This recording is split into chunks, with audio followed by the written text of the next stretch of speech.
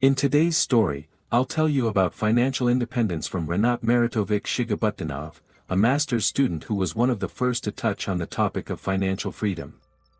My story: the moment I decided to become financially independent was actually the result of pent-up feelings, when I realized I no longer wanted to live like this. I could no longer tolerate the idea that every day was just another step along a road where you only followed schedules, days, and paychecks, trying to survive in this cycle. I knew that if I wanted something more, I needed to break out of this routine.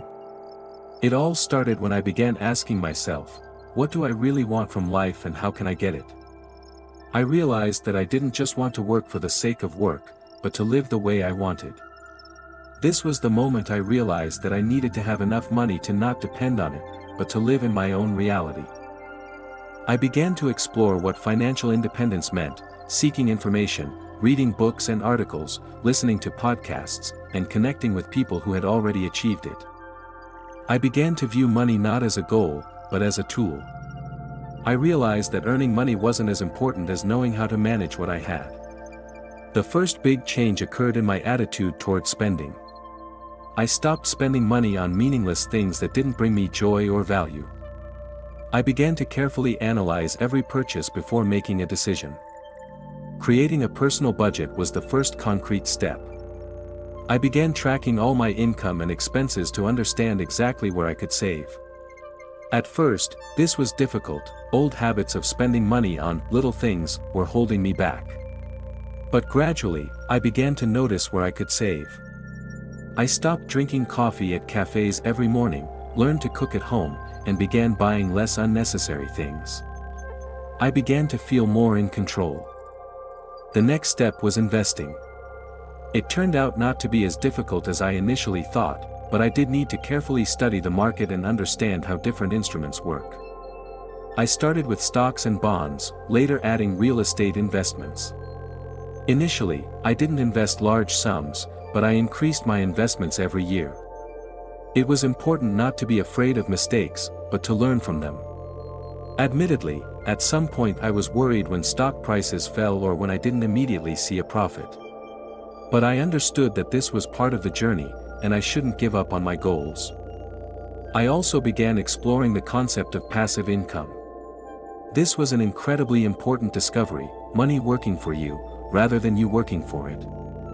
I began looking for ways to generate passive income through rental properties, investing in dividend-paying stocks, and later, creating online courses and small businesses. Over the years, I've made many mistakes. For example, one of the biggest ones was related to real estate investments. I bought several properties, and my first investments didn't meet my expectations, and I lost money. It was painful at the time, but I realized that mistakes are part of learning. It was important not to give up, but to keep moving forward, seeking new opportunities, and analyzing my actions. I also rethought my relationship with work. I left my corporate job because I realized it wasn't bringing me the satisfaction I expected. Instead of living in constant stress and chasing a career, I focused on what I truly loved: self-realization through projects and education. When I finally reached a level where passive income fully covered my needs, I felt an incredible sense of relief. That was the moment I realized I no longer had to work just for the money. I was freed from the need to answer to anyone, follow someone else's rules, or live within a framework.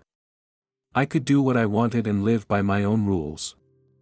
My assets began to generate a stable income: real estate rentals, stock dividends, profits from small businesses. I traveled, read, developed my projects, and did what I enjoyed.